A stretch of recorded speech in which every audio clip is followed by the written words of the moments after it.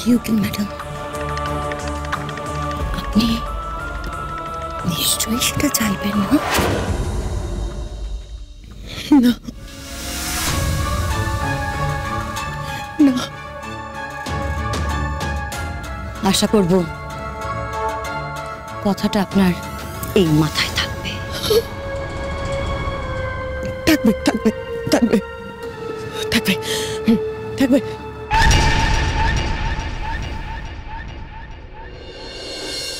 না না, আমি কেন বাড়ি থেকে বেরোবো? আমি নির্দোষ, আমি কোনো অন্যায় করিনি, আমি বাড়ি থেকে বেরোবো না। কিঞ্জল, কিঞ্জল প্লিজ আমাকে বাড়ি থেকে বের করে দিন, আমি তোমাকে ছাড়া থাকতে পারবো না। কিঞ্জল, কিঞ্জল তুই যেন ওর কথা শুনিস না, একদম শুনিস না। আমি ওকে এই বাড়িতে কিছুতেই থাকতে দেবো না। বাবারে, আমার টেনশনে মাথা খারাপ হয়ে যাচ্ছে, আমি ভাবতেই পারছি না এই মেয়েকে আমি কিভাবে তোর সাথে থাকার জন্য জোর করেছিলাম, ভাবতেই পারছি না। বাবারে, ভুল বুঝছেন আপনি আমাকে, আপনাদের ভুল বোঝানো হচ্ছে। আপনারা যেটা ভাবছেন তেমনটা কিন্তু না, বিশ্বাস করুন, আপনারা আমাকে ভুল বুঝছেন। একটু তোমাকে কিচ্ছু ভুল বুঝিনি আমরা চিত্রা। মা, ওর কোনো কথা তুমি শুনো না মা, সাংঘাতিক মেয়ে, বাড়ি থেকে বের করে দাও ওকে। ঠিকই বলেছিস। না না না, তোমাকে কিছুতেই এই বাড়িতে থাকতে দেওয়া যাবে না। উকিল ম্যাডামের কি হাল করেছো তুমি? বাবারে, কোন দিন, না না, কোন দিন আবার আমার ছেলের উপর রাগ করে ওর গায়ে তোমার পোশাক সাপ ছেড়ে দেবে ওকে ছবল মারার জন্য, তখন কি হবে?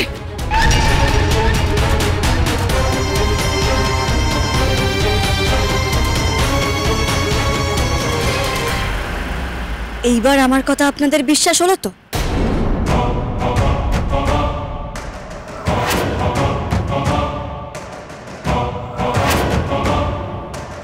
চিত্রা দিদি আসলে মূর্তিমান কালনাগিনী।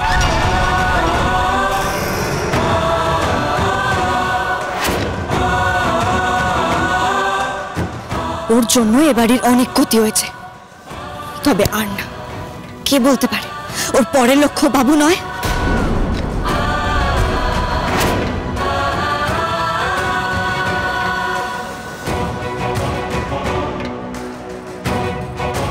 আমি শুধু পঞ্চমীর শেষ দেখতে চাই, ব্যাস।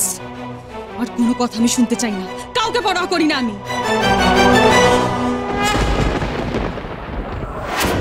মা, পঞ্চমী ঠিক কথাই বলেছে, এই মেয়েকে বাড়িতে রাখা মানে বিপদ আরো বাড়বে। ওই কালনাগিনীর মনে কি আছে আমরা কিন্তু তা কেউ জানি না। ওরে বের করে দিন মা ঠাকুর, এই বাড়ি থেকে ওরে বের করে দিন। কালনাগিনী আমি নই, পঞ্চমী কালনাগিনী তুমি। এবার তোমার আসল রূপ আমি সবার সামনে। আপনি কখন কি বলছেন, কখন কি করছেন আমরা কেউ বুঝতে পারছি না। একবার বলছেন পঞ্চমী সাপ, একবার বলছেন যে উকিল ম্যাডাম সাপ, তারপরে আপনাকে আপনার কি করে বিশ্বাস করি বলুন তো? আপনি প্লিজ, আপনি বাড়ি থেকে বেরিয়ে যান প্লিজ, বের আউট। কিঞ্জল সরে আয়, সরে আয়, ওই কালনাগিনীর কাছ থেকে সরে আয় বাবা। আশ্চর্য, আমি বুঝতে পারছি না আপনারা কেন আমাকে সবাই সাপ বলছেন। আমি সাপ নই। অনেক হয়ে গেছে, হ্যাঁ অনেক নাটক হয়ে গেছে তোমার, আর নয়। এমনি তো আমার ভাইয়ের সঙ্গে তোমার সম্পর্কটা ভেঙে গেছে, তাই এই বাড়িতে থাকার অধিকার তোমার আর নেই চিত্রা। আমার চলো বেরো এখান থেকে, তুমি বেরো। মা বুঝাও মেলি, বেরো।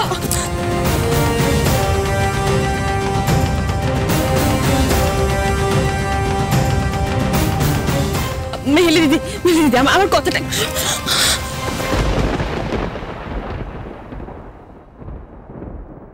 মা প্লিজ আমার কথাটা একবার শুনুন। তুমি এবার এসো। তুমি এই বাড়িতে থাকা মানে গলায় কাঁটা নিয়ে বেঁচে থাকা।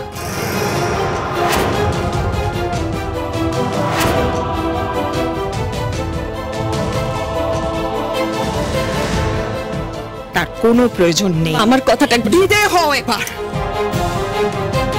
মাম,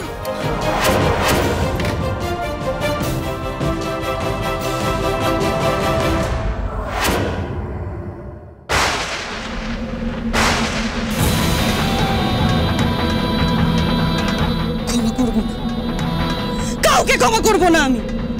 এই মল্লিক বাড়ির একজনও আমার হাত থেকে বাঁচবে না, একজনও না। পঞ্চমী, পয়মন্তী, মেহেলি, আমি কাউকে ছাড়বো না। এমন বিষ ঢালবো যে মরার আগে কেউ জলটুকুও পাবে না। আর কিঞ্জলকে তো আমি কালই শেষ করে দেবো। এই মল্লিক বাড়িকে আমি শ্মশান করে দেবো। আর পঞ্চমী, তোর সাথে তো আমার অন্য বোঝাপড়া। তোর কর্তা মাও আমার কিচ্ছু করতে পারবে না।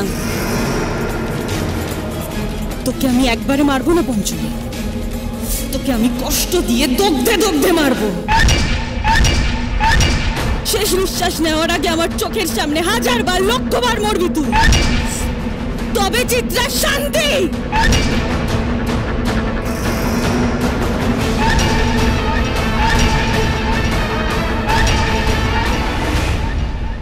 কাকিমণি, আমি তোমাকে বলেছিলাম না আমার ভাইয়ের রক্ষা কবচ পঞ্চমী হবে। ওই কিঞ্জলকে রক্ষা করবে। স্বয়ং ঈশ্বরের কৃপা রয়েছে পঞ্চমীর ওপর। বাবা নীলকণ্ঠের আশীর্বাদ ধন্য। তাই যে এই পরিবারের ক্ষতি চাইবে তাকেই পঞ্চমী ঝেঁটিয়ে বিদায় করবে।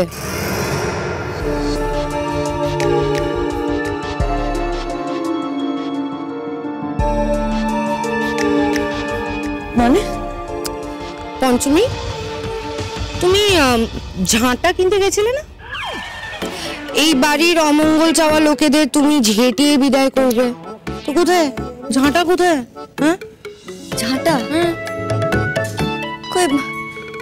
আমি তো কোনো ঝাঁটা কিনতে যাইনি। তাহলে তুমি কোথায় গিয়েছিলে? মম, প্লিজ তুমি এবার পঞ্চমীকে সন্দেহ করে প্রশ্ন করাটা বন্ধ করবে। না কিঞ্জল, আমি আর এখন কাউকে বিশ্বাস করি না, কাউকে না। বলো পঞ্চমী, কোথায় গিয়েছিলে তুমি? আমি পুজো দিতে গিয়েছিলাম।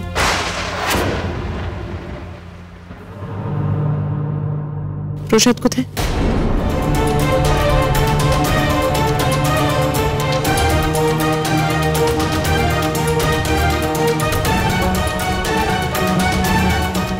ফুল নেই, প্রসাদ নেই, খালি হাতে পুজো দিয়ে ফিরে এলে।